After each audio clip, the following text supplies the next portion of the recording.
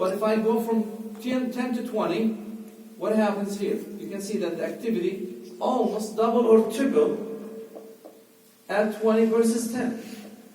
If I go from 30 to 20, draw a line to 20, almost doubles or triples.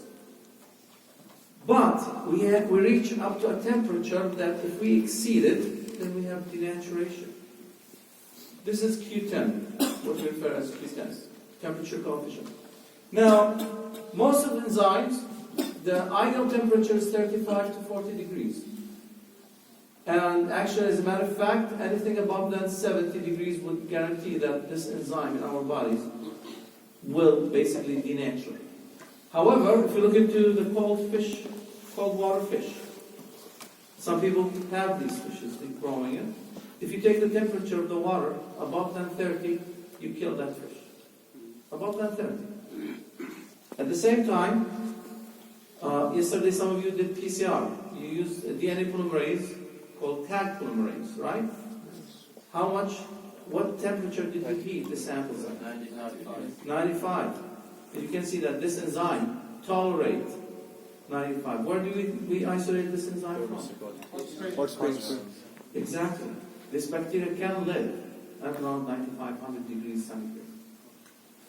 So I'm just showing you an example that some enzymes would tolerate high temperature. It would be funny if I tell you, liquid nitrogen, what's the temperature? Minus 270. Believe it or not, there's some bacteria that lives there. And that's liquid nitrogen. So the enzyme can tolerate that low temperature as well. Okay, so effective pH, look into trypsin. This is pepsin in the stomach. We can see that ideal around 2. When it goes to the intestine, pH increases, it loses activity, whereas trypsin, activity kicks on at around 7 to 8. So this just to show you the effective pH. Now, let's define coenzymes and cofactors. We will ask you what's what. I'm telling you right now. What is a coenzyme? You have it right there. It's non-protein molecules, could help enzymes function. They associate with the active site. This is the enzyme. This is the coenzyme. Coenzymes associate with the active site. What do you think about cofactors? Do they associate with the active site? We have coenzymes, cofactors. What's the difference? Here's an example of cofactors. They're usually inorganic, and you can see in this case we have iron, we have molybdenum, we have ADP cofactors. Do they bind to the active site? Not necessarily. Most likely they're not. So this is the difference, one of the two differences between cofactors and coenzymes. So if you look into the enzyme plus the coenzyme, we have what we call as holoenzyme, and this is the active enzyme. So holoenzyme, coenzyme plus enzyme. However, enzyme alone is what we refer to as apoenzyme, and this is inactive enzyme. I just added actually the slide during the break between my first 2 sessions and this session. I thought this would be easy so that you would understand the concept of holoenzyme. When I say enzyme plus coenzyme, that's the active enzyme. However, the holoenzyme is equivalent to apoenzyme. We said this is inactive. The enzyme alone could be attached to coenzyme. The apoenzyme, enzyme alone, attached to prosthetic group. At the same time, apoenzyme could be attached to metal or cofactors. This is what holoenzyme is, because this is misleading. When I say enzyme plus coenzyme, is the holoenzyme, because holoenzyme could be the apoenzyme attached to coenzyme, prosthetic group, or cofactors. So this is just a comparison between coenzymes, organic molecules, derived from vitamins. This is why we need vitamins, because they're needed for enzyme functions. Cofactors, we said inorganic, could be metals. Tightly bound, these are the coenzymes. Tightly bound, covalently bonded coenzymes are called prosthetic groups.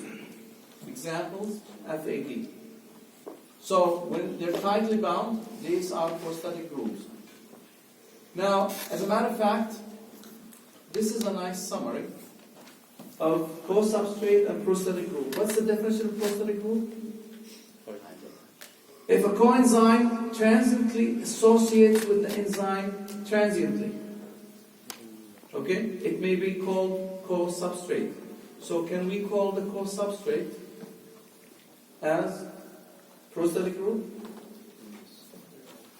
Yes, it is. Prosthetic grooves are co-substrate. So this is comparison between this is co-substrate, prosthetic groove, which we could call as what?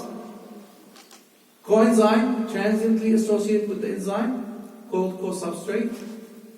And in the edge, this is co-substrate. What about prosthetic groove? What are prosthetic grooves? Tightly bound, covalently bonded coenzymes. So let's compare it basically. Can we call prosthetic grooves as coenzymes? Yes, you can take that prosthetic group, call it coenzyme. Right? But are substrate coenzymes? Yes. The reason I did not call it coenzymes here, because both are coenzymes.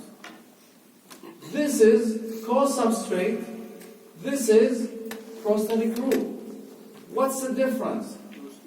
This is loosely bound with the enzyme. This is tightly bound with the enzyme.